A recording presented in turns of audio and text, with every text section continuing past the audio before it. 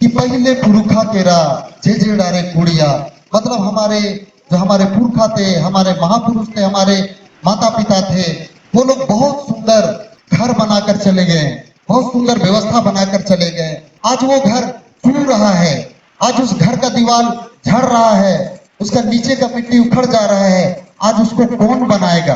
अब हमारे वो पुरखा नहीं रहे, वो दुनिया छोड़कर चले गए हैं, तो क्या वो फिर से आएंगे उस घर को बनाने? उसको बनाने का जिम्मा तो अब हम लोग का है, उस घर को छाड़ने का जिम्मा अब हम लोग का है।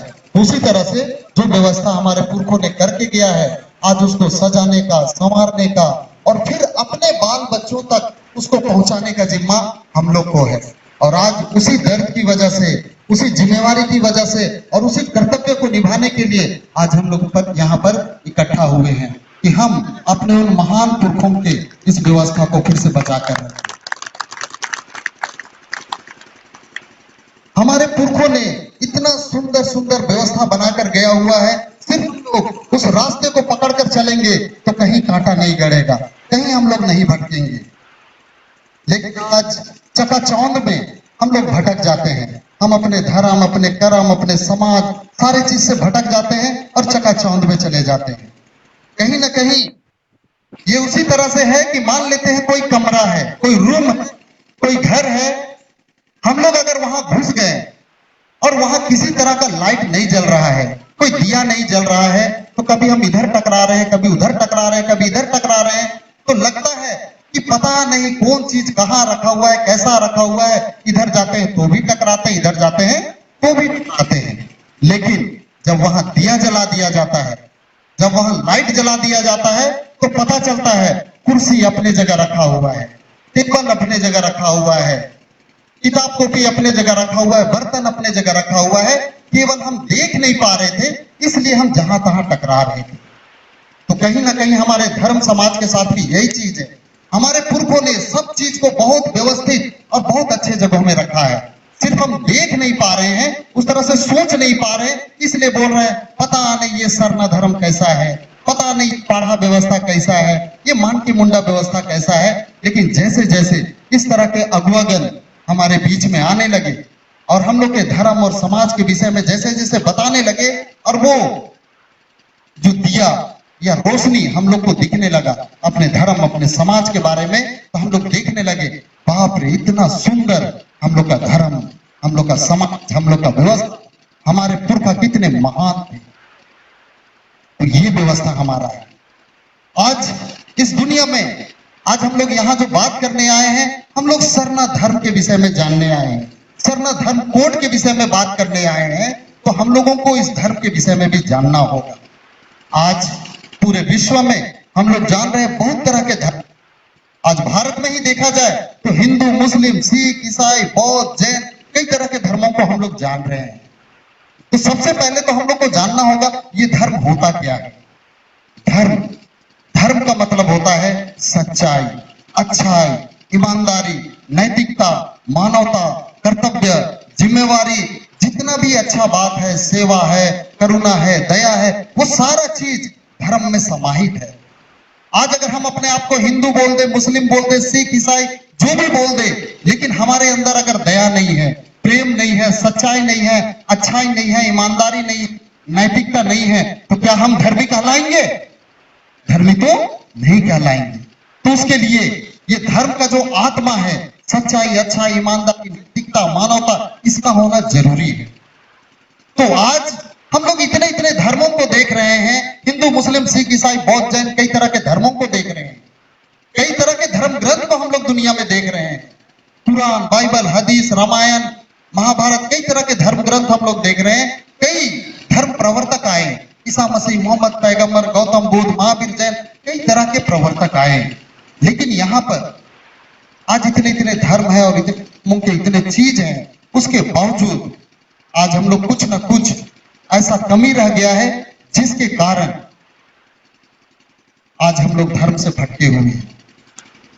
तो हम लोग जानना चाहेंगे कि एक युग था जब ना मंदिर था, ना मस्जिद, ना गिरजा, ना गुरुद्वारा, ना कुरान, ना बाइबल, ना हदीस, कुछ भी नहीं था। हमारे पुरखा इसी तरह से पेड़ के नीचे पूजा करते थे, पहाड़ टोंगरी में पूजा करते थे, और वो युग सतयुग था। सतयुग था, वो युग धर्म युग था। आज तो कदम कदम में मंदिर है, मस्जिद है, गिरजा, गुरुद्वारा, कुरान, बाइबल, हदीस, सारा कुछ है। तो इस युग को तो महाधर्म युग होना चाहिए था, महासतयुग होना चाहिए था। लेकिन ये कौन सा युग है? ये कलयुग है, ये युग है। कारण क्या है? तो कहीं ना कहीं धर्म धर्म धर्म धर्म का बात तो हो रहा है, लेकिन लोग धर्म से भटके हुए हैं। यहां अगर धर्म का बात करें तो बात होता है भगवान का, सृष्टिकर्ता का, ऊपर वाले का बात होता है। तो ऊपर वाला कितना है, सृष्टिकर्ता कितने हैं? एक है। तो उस हिसाब से जितना भी धर्म है सबका एक होना चाहिए था। लेकिन आज हिंदू कुछ कह रहा है, मुस्लिम कुछ कह रहा है, ईसाई कुछ कह रहा है, सिख कुछ कह रहा है। और यहां दया, प्रेम, करुणा, सच्चाई, अच्छाई सारा खत्म हो जा रहा है और सब एक दूसरे को दुश्मन मान के बैठे हुए हैं। हिंदू मुस्लिम को दुश्मन मानता है, मुस्लिम किसी को दुश्मन मानता है। तो इस तरह से तो कहीं ना कहीं धर्म से हम लोग भटके हुए हैं। तो फिर असली धर्म है क्या? सच्चा धर्म है क्या? तो आज अगर हम लोग मंथन करते हैं तो हम लोग पाते हैं कि इस कलयुग में भी, इस भटयुग में भी अगर किसी से कोई पूछ दे कि इस दुनिया में सबसे सच्चा, सबसे अच्छा और सबसे ईमानदार कौन लोग हैं, तो किसका नाम आता है? हम आदिवासियों का, हम सरना धर्मावलंबियों का। इस कलयुग में भी हम लोग सबसे सच्चे, सबसे अच्छे और सबसे ईमानदार हैं। आज भी हम लोग झूठ नहीं बोलते हैं। आज हम लोग किसी की बेटी बहू पर नजर नहीं डालते हैं, किसी का जगह जमीन नहीं हड़पते हैं, किसी के लिए बुरा नहीं सोचते हैं। तो इस कलयुग में भी हम लोग इतना अच्छा और इतना सच्चा कैसे हैं? तो इसको हम लोग को जानना होगा। तो इसके लिए हमें जानना होगा कि हम आज भी हम अपने पुरखों के बताए रास्ते पर चलते हैं। आज भी हम प्रकृति को मानते हैं। आज लोगों के द्वारा बनाए हुए चीजों को हम नहीं मानते हैं, कृत्रिम चीज को नहीं मानते हैं। हम इसी नेचर को मानते हैं, इसी प्रकृति को मानते हैं जो हमारे पुरखा माना करते थे। हमारे पुरखा ने हमें बताया, इस धरती को मां कहते हैं, इस धरती को हम लोग मां कहते हैं। इसी को चाला आयु कहते हैं, इसी को जाहिर आयु कहते हैं, इसी को ओटेंगा कहते हैं। और इस दुनिया में जो भी चीज, चाहे वो घास हो, चाहे पेड़ हो, चाहे चींटी हो, चाहे हाथी हो, चाहे हिंदू हो, मुस्लिम हो, सिख हो, अमेरिकन, इंडियन, पाकिस्तानी, चाइनीज, जो भी हो, कहां जन्म लेता है? इसी धरती में। इस धरती के अलावा कहीं दूसरे जगह कोई जन्म लेता है? नहीं लेता है। हमारे पुरखों ने इस धरती को मां कहा। लेकिन हमारे पुरखों को यह भी पता था कि यह धरती मां भी कब जन्म दे सकती है? जब सूरज का रोशनी इस धरती में पड़ता है, तब धरती मां भी किसी को जन्म दे पाती है। और उस सूरज की रोशनी से हम लोग को ताकत मिलता है, हम लोग को ऊर्जा मिलता है, उससे एक एक चीज जन्म ले पाता है। सूरज का रोशनी इस धरती में पड़ता है, पानी गर्म होता है, वाष्प बन के ऊपर उड़ता है और फिर से बारिश होती है और पूरा धरती सिंचता है। इस सूरज की रोशनी के बिना हम लोग भी नहीं पाएंगे। इसलिए हम लोग प्रार्थना भी करते हैं, सिर मारिन दूंगा ओतेरिन ओतेंगा, बोलते हैं कि नहीं बोलते हैं?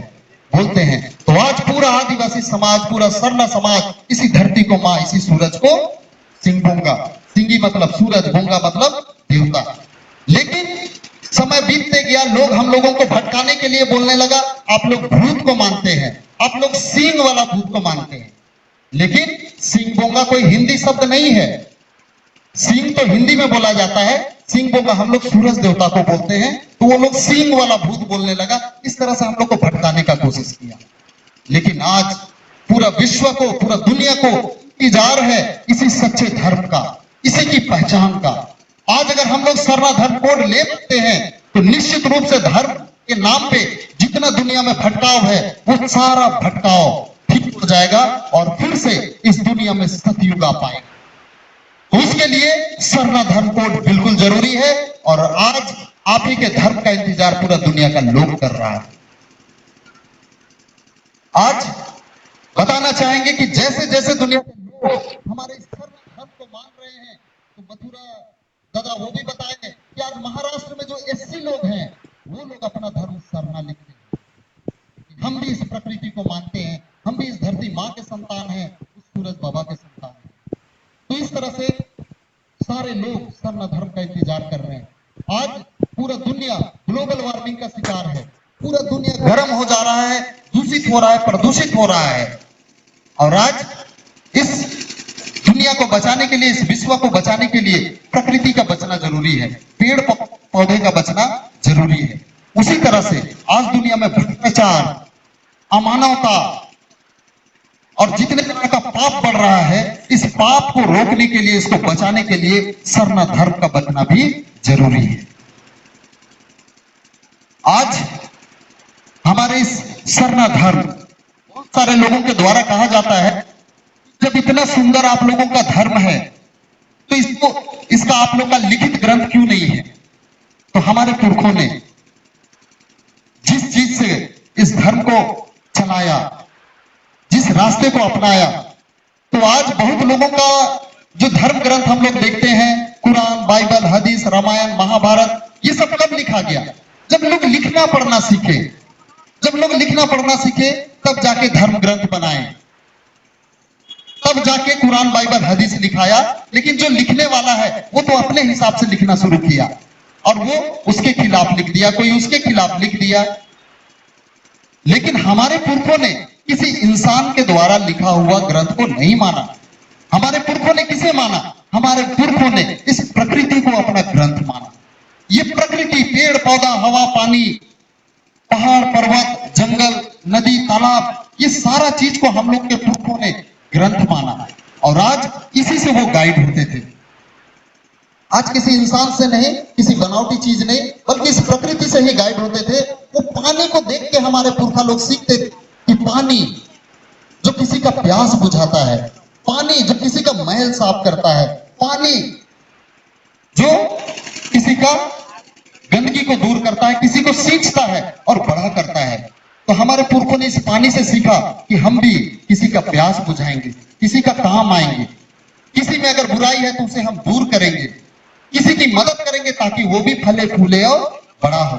तो पानी से हमारे पुरखों ने ये सीखा। पेड़ को अगर हम पत्थर भी मारते हैं तो उसके बदले पेड़ हम लोगों को पत्थर नहीं मारता है, बल्कि उसके बदले मीठा मीठा फल देता है। हमारे पुरखों ने इससे सीखा कि आज लोग हम पर कितना भी अत्याचार करें, कितना भी हम लोगों को सताए, लेकिन हम उसके लिए बुरा नहीं सोचते हैं, हम उसके लिए गंदा नहीं सोचते हैं। तो ये हम लोगों ने पेड़ से सीखा, ये चीज हम लोग पानी से सीखे। सृष्टिकर्ता जो आज बिना मांगे हम लोगों को हर कुछ देता है, आज हवा जिसके बिना हम एक क्षण भी जीवित नहीं रह सकते हैं, लेकिन उसके लिए क्या हम लोगों को पैसा लगाना पड़ता है? क्या हम लोगों को कहीं लाइन में लगना पड़ता है? नहीं, बल्कि बिना मांगे ऊपर वाला हम लोगों को लगातार वो हवा देता है। हम अगर सोए हुए भी है, कुछ भी चीज को नहीं जान रहे, हम लगातार सांस लेते रहते हैं। तो आज तो अगर 5 किलो चावल मिलता है तो उसके लिए हम लोग घंटों लाइन में खड़ा हो जाते हैं।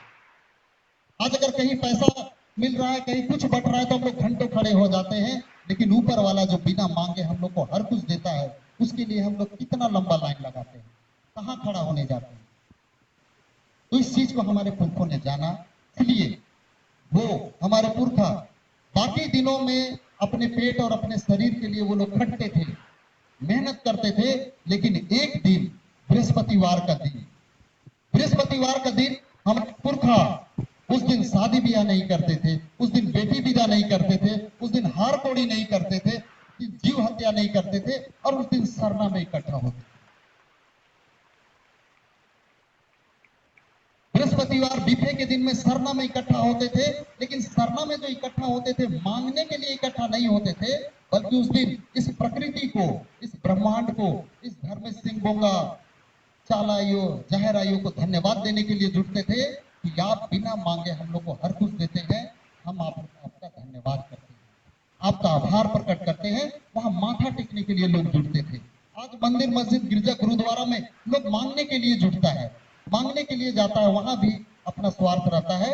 लेकिन हमारे पुरखा ये जानते थे कि ऊपर वाले ने बिना मांगे हम लोग को हर कुछ दे दिया, दिल दिया, दिमाग दिया, हाथ पैर, जगह जमीन, अन्न धन, हवा पानी, सारा कुछ तो दे दिया है, और कितना मांगे।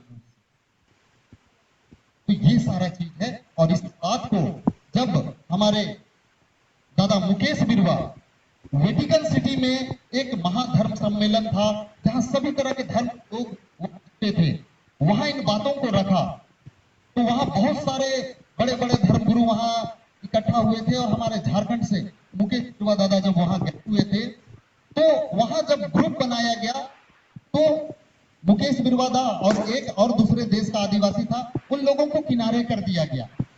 कहा गया कि आप लोग नास्तिक हैं, और बाकी लोगों को आस्तिक बोल के वो लोग को अलग रखा गया। तो मुकेश बिरवा दादा बोले कि आप हम लोगों को नास्तिक किस तरह से बोल रहे हैं? तो वहां के जो आयोजक थे वो बोले कि बाकी लोगों का लिखित ग्रंथ है, लेकिन आप आदिवासियों का, आप सर्व धर्मावलंबी लोगों का, आप लोगों का कोई लिखित ग्रंथ तो नहीं है, इसलिए आप लोग नास्तिक हैं। तो वहां मुकेश दादा ने यही कहा कि हमारे देश में अगर कोई लड़का अगर गाय भी चरा रहा है तो भी वो बादल को देख के बता सकता है कि पानी आएगा कि नहीं आएगा। वो तितली को उड़ते हुए देख के बता सकता है कि पानी किधर से आएगा और किधर जाएगा। वो जानवर को चिल्लाते हुए देख के बता सकता है कि मौसम का क्या हाल है। क्या ये सारी जानकारियां आपके धर्म ग्रंथ में है? तो वो लोग बोला नहीं है। क्या आपके पढ़े लिखे डॉक्टर इंजीनियर इस बात को जानते हैं? तो वो लोग बोला नहीं जानते हैं। क्या इंजीनियर जानते हैं? तो नहीं जानते हैं। तो मुकेश दादा ने यही बोला कि आप साक्षर जरूर हैं, लेकिन शिक्षित नहीं हैं। हम लोग भले साक्षर नहीं हैं, लेकिन हम लोग शिक्षित हैं।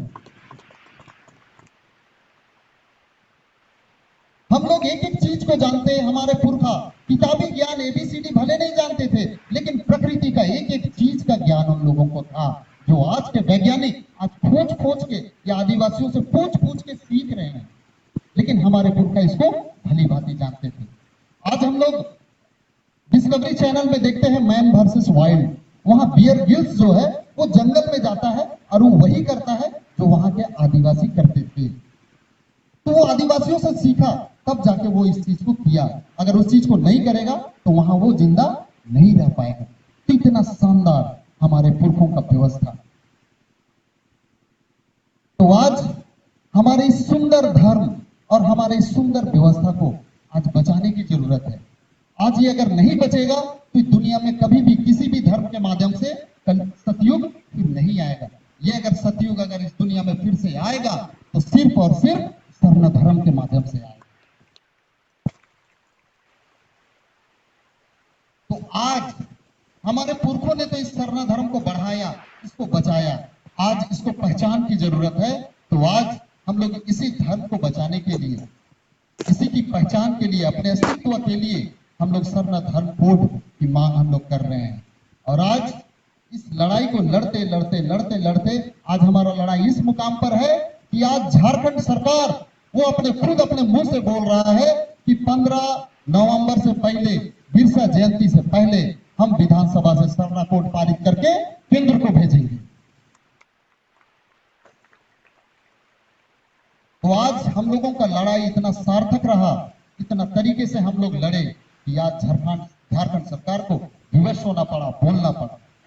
और कल के दिन में निश्चित रूप से जब स्वर्ण धर्म का कोड मिल जाएगा, आपको हैरानी होगी। आज हम लोग अपने गांव घर को समेटने में लगे हुए, कल के दिन में पूरा दुनिया को आपको समेटना होगा। क्योंकि अमेरिका के लोग जब जानेंगे कि भारत में यहाँ के आदिवासियों को स्वर्ण धर्म कोड मिला, वो स्वर्ण धर्म है क्या, और वो जानेंगे कि ये प्रकृति धर्म है, नेचर को माना जाता है, किसी तरह का बनावटी विचारधारा को नहीं माना जाता है। वो लोग बोलेंगे हम लोग भी स्वर्ण धर्म को मानेंगे। अमेरिका का लोग बोलेंगे, पाकिस्तान का लोग बोलेंगे, जापान का लोग बोलेंगे, और कल के दिन में सारे लोग इसी प्रकृति को मानने लगेंगे। तो उसके लिए आपको तैयार रहना होगा, क्योंकि आज हम लोगों को जानना होगा कि अन्य धर्मों में भी है क्या। आज अमेरिका जैसे क्षेत्र में बहुत सारे चर्च बंद होने लगे हैं, बहुत सारे चर्चों में रेस्टोरेंट चलने लगा है। क्यों? क्योंकि वो लोग धर्म का जब गहराई को जानने लगे तो देखने लगे वहां भी बहुत सारा चीज गलत सलत है, लेकिन आज उनको कोई रास्ता नहीं दिख रहा है। आज हम लोग छोटा सा उदाहरण के लिए बात करना चाहेंगे कि एक पादरी, एक फादर अगर किसी चर्च में अगर वो प्रार्थना करवाता है तो वो किसी स्कूल का प्रिंसिपल भी होता है। तो यहां पर अंतर क्या होता है कि जब वो चर्च में आता है तो कहता है सृष्टि की रचना 6 दिनों में हुई, सृष्टि की रचना 3 दिनों में हुई। लेकिन वही फादर जब चर्च में जाता है तो कहता है कि सूरज के नाभिकीय विखंडन से। हाँ, जब वो स्कूल में जाता है और वहां बच्चों को जब पढ़ाने लगता है तो वहां कहता है कि सूरज के नाभिकीय विखंडन से पृथ्वी बना और उसको ठंडा होने में लाखों करोड़ों साल लगा। तो आज वो फादर चर्च में कुछ और कहता है, स्कूल में कुछ और कहता है, क्योंकि ये बाइबल में लिखा हुआ है कि सृष्टि की रचना 6 दिनों में हुई, लेकिन दुनिया के वैज्ञानिक पता किए कि नहीं, सृष्टि की रचना 6 दिनों में नहीं हुई, बल्कि सूरज के नाभिकीय विखंडन से पृथ्वी बना और उसको ठंडा होने में लाखों करोड़ों साल लगा और इस सृष्टि को पनपने में और बनने में अरबों खरबों साल लगे। तो आज इसी सच्चाई को हमारे पुरखों ने जाना है और उस बाइबल से पहले और जितने भी धर्म आए उससे पहले से इस सच्चाई को वो जानते आए हैं। आज गैलीलियो एक ऐसे खगोल शास्त्री, ऐसे वैज्ञानिक जिन्होंने हमें इस पूरे ब्रह्मांड के विषय में बताया और उन्होंने ये बताया कि ये धरती ये सूर्य के चारों ओर घूमती है, पृथ्वी सूरज स्थिर है और पृथ्वी उसके चारों ओर घूमती है, लेकिन बाइबल में लिखा हुआ है कि पृथ्वी स्थिर है और सूरज उसके चारों ओर घूमती है। तो इस तरह का बहुत सारा बात है, लेकिन हमारे इस प्रकृति में, इस प्रकृति धर्म में, इस सरना धर्म में कोई भी त्रुटि नहीं निकाल सकता है। हम अरबों खरबों साल भी ऑक्सीजन सांस में लेते थे, कार्बन डाइऑक्साइड छोड़ते थे, आज भी ऑक्सीजन सांस में लेते हैं और कार्बन डाइऑक्साइड छोड़ते हैं। अरबों खरबों साल बाद भी हम ऑक्सीजन ही में लेंगे और कार्बन डाइऑक्साइड ही छोड़ेंगे। पानी को पिएंगे तभी हमारा प्यास बुझेगा, अन्न को खाएंगे तभी हमारा भूख मिटेगा। तो इस प्रकृति को हम लोग मानते हैं। आज लिखित ग्रंथ से लोग धोखा खा सकता है, लेकिन प्रकृति से धोखा नहीं खा सकता है। आज सृष्टिकर्ता का लिपि, ये पेड़ साक्षात सृष्टिकर्ता का लिपि है, ये पानी साक्षात सृष्टिकर्ता का लिपि है, उसको हर लोग पढ़ सकता है। आज अगर इंग्लिश में हम लोग वाटर लिख दिए तो शायद सारे लोग नहीं पढ़ पाएंगे, हिंदी में पानी लिख दिए तो सब लोग नहीं पढ़ पाएंगे, लेकिन अगर यहाँ कोई डोभा में अगर पानी है तो एक जानवर भी जाएगा तो वो जानेगा कि वो पानी है, एक अंग्रेज आएगा वो भी जानेगा ये पानी है, एक अनपढ़ आदमी जाएगा वो भी जानेगा वो पानी है। अगर उस जानवर को भी प्यास लगेगा तो वो पानी को पीकर अपना प्यास बुझाएगा। लेकिन एक डब्बे में या एक रूम में हम लोग वाटर लिख के रख दिए तो जानवर को नहीं पता चलेगा कि यहाँ पानी है। तो इंसान का लिपि को शायद कोई नहीं भी पढ़ सकता है, लेकिन ऊपर वाला का लिपि तो सारे लोग पढ़ सकते हैं। इसलिए हम लोगों को ये सरना धर्म कोड की जरूरत है, हमारे सरना धर्म को पहचान की जरूरत है। बहुत सारी बातें हैं, हमारे अगले वक्ता आपको बताएंगे कि यहाँ पर बहुत सारे लोग हम लोगों को यहाँ से भरमाने के लिए कि इन्हें सरना धर्म कोड ना मिले ताकि ये संगठित ना हो, इनका धर्म ना बचे, इनका समाज ना बचे, उसके लिए हम लोगों को भटकाने की कोशिश कर रहे हैं। कोई ट्राइबल धर्म बोल देता है, कोई आदिवासी धर्म बोल देता है और इस तरह से भटकाने की कोशिश करते हैं। तो उसके बारे हमारे जो अगले वक्ता है वो भी इन चीजों के बारे में आपको विस्तार से बताएंगे। तो मैं इतना ही कहकर अपनी बातों को अंत करता हूँ। सबों को जमे जमा जोहार, जय धर्म।